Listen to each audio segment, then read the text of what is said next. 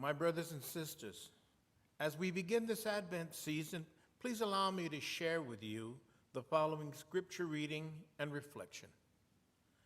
This comes from the Gospel according to Luke, chapter 21, verses 34 to 36.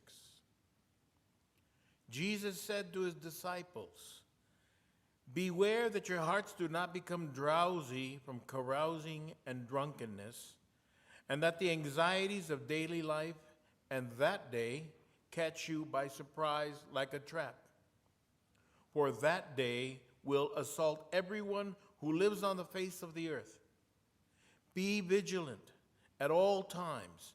Pray that you have the strength to escape the tribulations that are imminent and to stand before the Son of Man."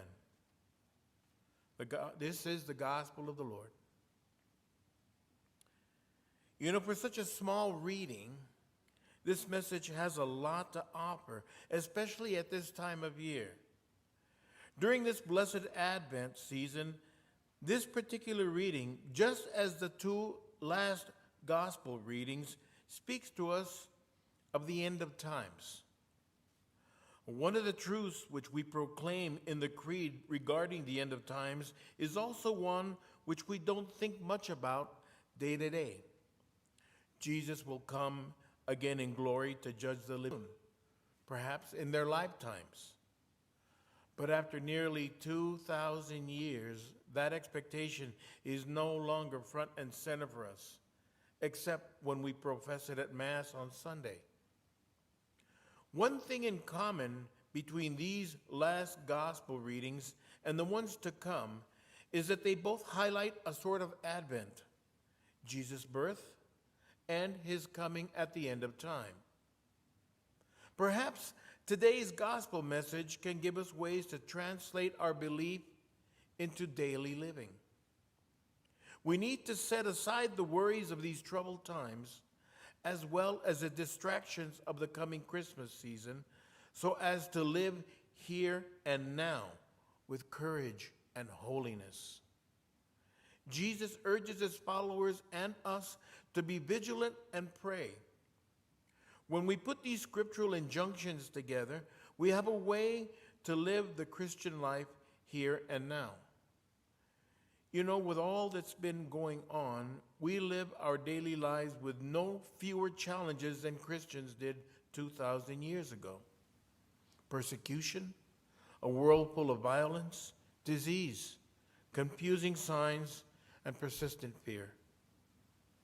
Moreover, this is a natural time of year when the days get shorter and colder. Trees lose their leaves and plants die. And it gets dark outside much sooner too. But the Gospel of John tells us that a light shines in the darkness, and the darkness does not overcome it. It's the light of the Christ child, which brightens the homes of the faithful during this otherwise season of darkness and cold. As we proceed through this Advent season, let's look beyond December 25th to our futures as followers of Jesus. Trusting in God's faithfulness, we must pledge to seek holiness, courage, and readiness with the grace of Christ so that we may look forward to his coming at the end of time. And always bear in mind that at any time, maybe when we least expect it, each and every one of us will be caught up to stand before the Son of Man. I pray that we be caught in the act of being Christ-like and loving to one another. Toward that end, I urge you to pray and witness to those who have no room for Christ in their hearts. For they who never answered the call to dine at the Lord's table will eventually find themselves in the very presence of Jesus, who will look them in the eye and say, "I'm sorry, I don't know you." Let us continuously pray and guide them toward their conversion, all the while striving to be that blessing that they so desperately need in their lives, because we may very well be their only chance to know God. And at the risk of proverbially jumping the gun, I pray that the light of the coming Christ child brighten your homes during these seasons of Advent and Christmas and throughout the coming new year.